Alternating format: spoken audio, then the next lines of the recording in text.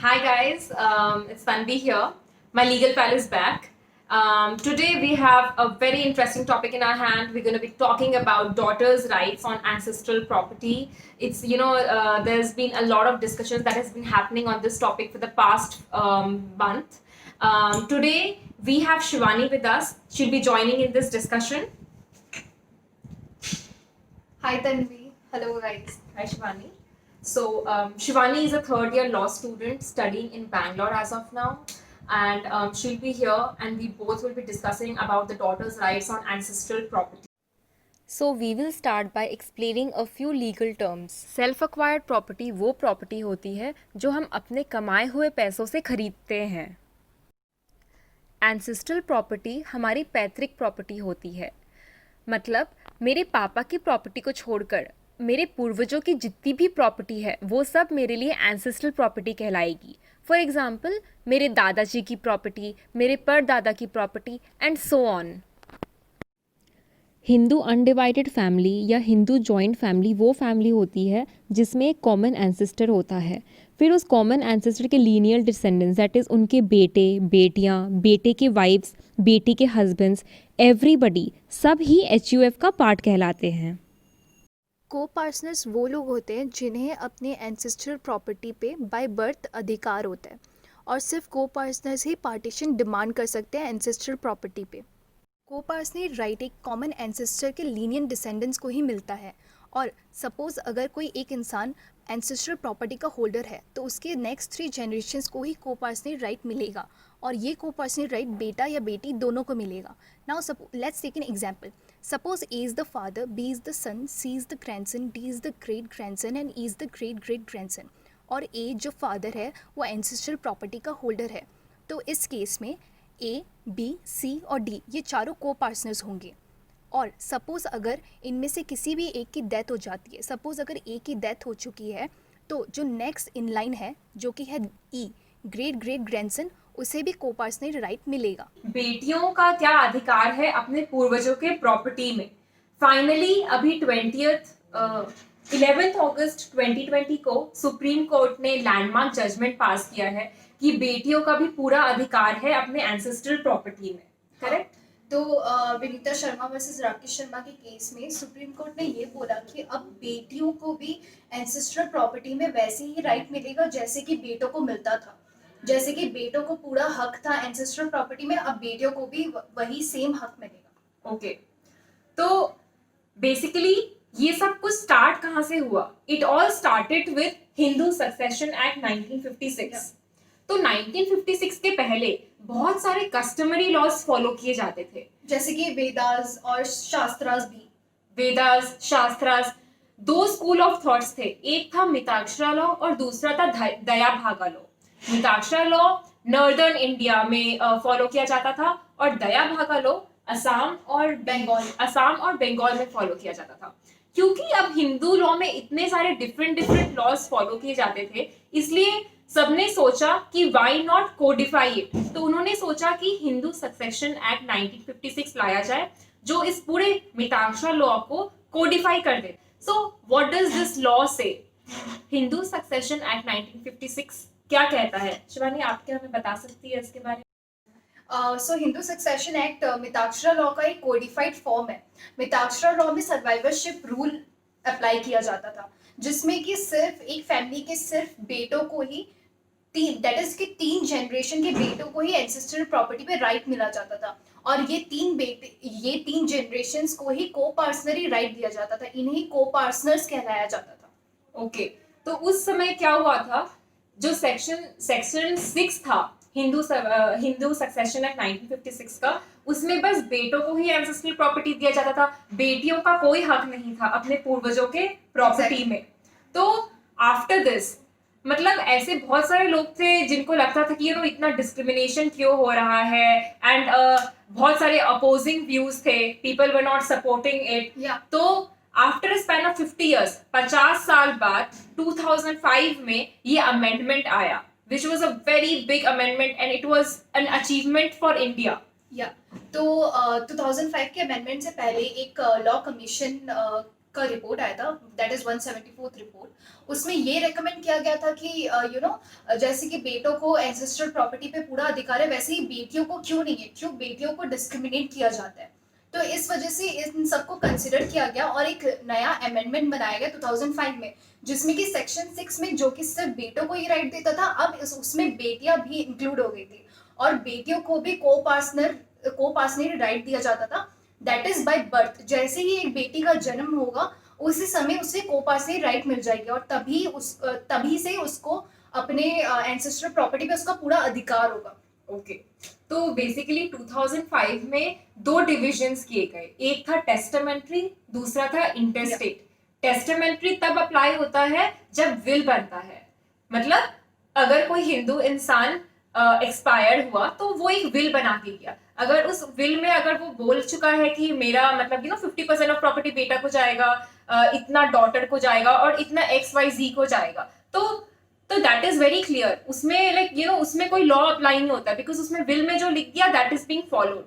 दूसरा है intestate, the problem comes here, intestate is that section जिसमें विल नहीं बनता है, सो इसके अंदर ancestral property falls in, because ancestral property में देयर इज नो विल। या सो एंसेस्ट्रल प्रॉपर्टी के लिए हम कभी भी विल नहीं बना सकते, हम लोग ये नहीं डिसाइड कर सकते कि हम मेरे मरने के बाद ये प्रॉपर्टी किसको जाएगा, ये प्रॉपर्टी मेरे मरने के बाद सिर्फ इंटेस्टेट सक्सेशन के अकॉर्डिंग ही डिवाइड हो सकता है। हाइवर जो हम लोग खुद से जो प्रॉपर्टी बनाते हैं वो विल से डिवाइड हो सकता है, वो किसी को भी मिल सकता है। सो इंटेस्टेट सक्सेशन में क्या हुआ था, 2005 अमेंडमेंट में इंटेस्टेट सक्सेशन के बारे में बताया गया था और 4 क्लासेस को इंट्रोड्यूस किया था और इन 4 क्लासेस में बहुत सारे लोग इंट्रोड्यूस किए गए थे। तो सपोज अगर कोई इंसान की मृत्यु हो जाती है और उसने कोई विल नहीं बनाया और उसके पास कोई एक एंसेस्ट्रल प्रॉपर्टी थी, तो अब ये एंसेस्ट्रल प्रॉपर्टी क्लास 1 के अंडर 4 लोगों में डिवाइड की जाएगी और ये 4 लोग क्लास 1 के एयर्स होंगे, that is the mother, the widow और the husband, the son and the daughter. इन चारों के बीच में ये एंसेस्ट्रल प्रॉपर्टी इक्वली डिवाइड करी जाएगी और इन चारों को उस पूरे प्रॉपर्टी का इक्वल शेयर दिया जाएगा। ओके सो अब ये डिसाइड हुआ कि ठीक है, 2005 में ये डिसाइड कर लिया कि बेटियों को एंसेस्ट्रल प्रॉपर्टी में पूरा अधिकार है, जस्ट लाइक बेटों को होता है, करेक्ट। लेकिन 2005 के अमेंडमेंट के बाद बहुत सारा प्रॉब्लम्स क्रिएट हुआ, बहुत सारा कंफ्लिक्टिंग जजमेंट्स पास हुआ, जिससे लोगों को काफी कंफ्यूजन हो रहा था कि क्या फॉलो करे और क्या फॉलो ना करे। 2005 के बाद भी ऐसा बहुत कुछ हुआ कि बेटियां अभी भी अपना राइट पूरी तरह एक्सरसाइज नहीं कर पा रही थी, करेक्ट। सो हम लोग अब 2 से 3 केसेस के बारे में बात करेंगे जिससे आपको पता चलेगा कि ये कंफ्यूजन्स क्यों क्रिएट हुई। सबसे पहला case that we are talking about is Prakash versus Phulwati. तो ये केस 2015 में आया था। इस केस में कोर्ट ने ये बोला था कि अगर एक पिता की मृत्यु हो चुके 2005 के अमेंडमेंट से पहले, तो फिर बेटियां अपने एंसेस्ट्रल प्रॉपर्टी पे राइट क्लेम नहीं कर सकती है। और ये जो जजमेंट पास हुआ था ये पूरा कॉन्ट्राडिक्ट कर रहा था 2005 के अमेंडमेंट में, क्योंकि 2005 के अमेंडमेंट ने बेटियों को भी को-पार्सनर कहलाया था।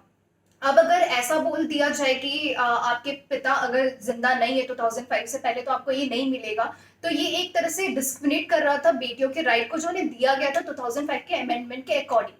Okay. और उसके बाद आया था दमन्ना वर्सेस अमर 2 साल के बाद 2018 में। यस तो दमन्ना वर्सेस अमर केस जो 2018 में हुआ था उसमें बिल्कुल ऑपोजिट रूलिंग हुआ था। उसमें ये बोला गया था कि चाहे पिता उस डेट ऑफ अमेंडमेंट के दिन जिंदा था या नहीं, बेटियों को तभी भी पूरा अधिकार दिया जाएगा पूर्वजों के प्रॉपर्टी में। तो जैसा कि हमने देखा कि दोनों केस में बिल्कुल ऑपोजिट जजमेंट रूल किया गया था, जिसके वजह से बहुत सारा कंफ्यूजन क्रिएट हुआ कि क्या फॉलो करना चाहिए। So now we come to the current judgement जो आपका 11 अगस्त 2020 को पास हुआ। या तो बेसिकली अब हमें एक लार्जर बेंच चाहिए होगा इस जजमेंट को डिसाइड करने के लिए, ताकि सबको एक प्रॉपर क्लैरिटी मिल जाए कि एक्चुअली में बेटियों को प्रॉपर्टी पे राइट कैसे मिलेगा और कब नहीं मिलेगा। हाँ. तो विनीता शर्मा वर्सेस राकेश शर्मा में सुप्रीम कोर्ट में 3 जजेस के बेंच थे और it was headed by Arun Mishra, justice Arun Mishra, justice Abdul Nazir and justice M R Shah. तो इन तीनों जजेस के बेंच ने ये डिसाइड किया था कि अगर मतलब ये मैटर नहीं करता है कि पिता 2005 के अमेंडमेंट से पहले जिंदा थे या नहीं थे, या फिर बेटी 2005 के अमेंडमेंट से पहले पैदा हुई थी या उसके बाद पैदा हुई थी। सुप्रीम कोर्ट ने ये कहा कि अगर बेटियों को कोपार्सनल राइट दिया गया है बाय बर्थ, इससे ये बिल्कुल भी चेंज नहीं हो सकता है इस वक्त जस्ट बिकॉज कि उसके पापा उससे पहले मर चुके थे या उसके बाद मरे हैं। ओके, तो फाइनली ये क्लैरिटी दे दी गई कि बेटियों का पूरा अधिकार है एंसेस्ट्रल प्रॉपर्टी में। शी हैज अ, हाँ, तो बेसिकली बेटियां भी अब को पार्टनर्स है। हाँ, तो जैसा कि हमने ऑलरेडी आपको एक्सप्लेन किया था, को पार्टनर वो होता है जिसको बर्थ से ही अपने parental that is ancestral property में पूरा राइट मिलता है, और वो को पार्टनर उस एंसेस्ट्रल प्रॉपर्टी में पार्टीशन का डिमांड कर सकता है। और सिर्फ को पार्टनर्स ही एक एंसेस्ट्रल प्रॉपर्टी में पार्टीशन का डिमांड कर सकता है और कोई भी डिमांड नहीं कर पाएगा। और को पार्टनर्स ये डिमांड करने के बाद जो भी एंसेस्ट्रल प्रॉपर्टी होगी वो सारे को पार्टनर्स के बीच में इक्वली ही डिवाइड होनी चाहिए। तो अभी जैसा कि हमने कहा कि को पार्टनर्स के पास ये राइट होता है कि वो पार्टीशन की मांग कर सकते हैं, तो इन चीजों को देखते हुए सुप्रीम कोर्ट ने ये कहा कि सुप्रीम कोर्ट ने कट ऑफ डेट डिसाइड किया, करेक्ट? या तो सुप्रीम कोर्ट ने कट ऑफ डेट डिसाइड किया दैट इज ऑफ 20th दिसंबर 2004, और सुप्रीम कोर्ट ने ये बोला कि 20th दिसंबर 2004 के पहले जितनी भी केसेस हुई, ऐसे केसेस जिसमें पार्टीशन हो चुका है मे बी, और फॉर एग्जाम्पल अगर कोई पार्टीशन हो चुका है and that too through a registered deed with all the public documents, उन केसेस में बेटी अपना एंसेस्ट्रल प्रॉपर्टी का मांग नहीं कर सकती है। लेकिन अगर कोई ओरल सेटलमेंट हुआ है, हाँ, सो सपोज काफी बार हमारे एंसेस्ट्रल प्रॉपर्टी ज्यादातर ओरल सेटलमेंट, ओरल पार्टीशंस ही होती थी। मतलब बहुत कम होता था कि किसी एंसेस्ट्रल प्रॉपर्टी का रजिस्टर्ड पार्टीशन हुआ।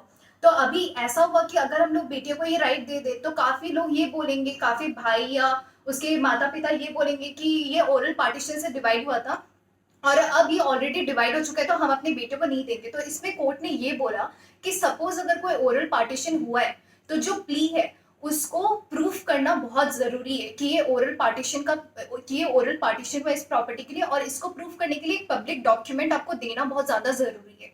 मतलब बेसिकली आपको एक एविडेंस प्रोवाइड करना पड़ेगा कोर्ट को, और फिर कोर्ट ये डिसाइड करेगा कि वो ओरल पार्टीशन था या नहीं था। सपोज अगर आपके पास एविडेंस नहीं है ये बताने के लिए कि वो ओरल पार्टीशन था, तो कोर्ट इस ओरल पार्टीशन को नहीं मानेगी और बेटियां अब उस ओरल पार्टीशन वाले प्रॉपर्टी पे अपना राइट क्लेम कर सकती हैं। ओके, तो इसका मतलब ये हुआ कि 2005 अमेंडमेंट के पहले दैट इज 20 दिसंबर 2004 के पहले ऐसा नहीं है कि सारे केसेस में डॉटर अपना अधिकार ले सकती है। जैसे कि बेटियों को ये राइट दे दिया गया है, लेकिन इसमें ये एक्सेप्शन है कि 2004 दिसंबर से पहले अगर आपका पार्टीशन एंसेस्ट्रल प्रॉपर्टी का ऑलरेडी हो चुका है तो बेटियों को उसके ऊपर राइट नहीं मिलेगा। अगर वो रजिस्टर्ड है, अगर वो रजिस्टर्ड पार्टीशन नहीं है तो बेटियां उस एंसेस्ट्रल प्रॉपर्टी में अपना अधिकार क्लेम इजीली कर सकती है। 2005 के बाद जितना भी पार्टीशन हो रहा है उसके ऊपर बेटियां अपना राइट क्लेम कर सकती है उनके एंसेस्ट्रल प्रॉपर्टी के ऊपर जो उनको अपने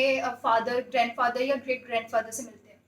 ओके, तो फाइनली बेसलाइन ये है कि अब डॉटर्स को अपने पूर्वजों की प्रॉपर्टी में पूरा राइट्स है, जस्ट लाइक बेटों को होता है। Exactly. और 2005 के बाद अगर कुछ पार्टीशन हो भी चुका है बेटों के बीच, तभी भी डॉटर्स अपना राइट पूरी तरह एक्सरसाइज कर सकते हैं, करेक्ट? या एग्जैक्टली। सो देखा जाए तो this is like a very big step towards women empowerment. आज हम लोग एम्पावरमेंट की बात करते हैं, we talk about discrimination. So I think it was a great judgment passed by Supreme Court, correct? Yeah, it's a great step towards women empowerment, to give women equal rights as that of a son. जैसे हम लोग बोलते हैं कि हम लोग बेटे और बेटियों को इक्वली ट्रीट करते हैं, तो इस जजमेंट के बाद अब ये एक्चुअली इसका इम्प्लीकेशन एक्चुअल वे में हो रहा है कि जो प्रॉपर्टी हम अपने बेटों को देते थे वही प्रॉपर्टी अब हम अपनी बेटियों को भी देंगे और उनका पूरा लीगली अधिकार है इस प्रॉपर्टी के ऊपर। तो बेसिकली अब जितने भी पेंडिंग केसेस हैं कोर्ट्स में, दैट इज डिस्ट्रिक्ट कोर्ट्स में और हाई कोर्ट्स में जितने भी पेंडिंग केसेस है, सुप्रीम कोर्ट ने ये ऑर्डर दिया है कि ये सारे cases with in 6 months complete settlement हो जाए, ताकि और कोई डिले ना हो, because now it is completely clear. या बेसिकली इस जजमेंट के बाद ये एक सेटल्ड लॉ हो चुका है। अब जो कोर्ट ने बोल दिया उसी के अकॉर्डिंग एंसेस्ट्रल प्रॉपर्टी का पार्टीशन होगा, दैट इज इंटेस्टेट सक्सेशन और सर्वाइवरशिप रूल को एब्रोगेट कर दिया गया। मतलब सर्वाइवरशिप रूल कि बेटों को बस प्रॉपर्टी मिलेगा, बिल्कुल हट चुका है, it is completely remove. Okay guys, I hope कि ये वीडियो इस वीडियो के थ्रू आपका क्लैरिटी पूरा मिला आपको on daughters rights on ancestral property. अगर आपकी कुछ भी क्वेरीज है, please put it in the comments below. हम लोग पूरी कोशिश करेंगे to to give you the correct answers to those questions. Please like, share and subscribe my channel, my legal pal. Thank you guys. Thank you guys.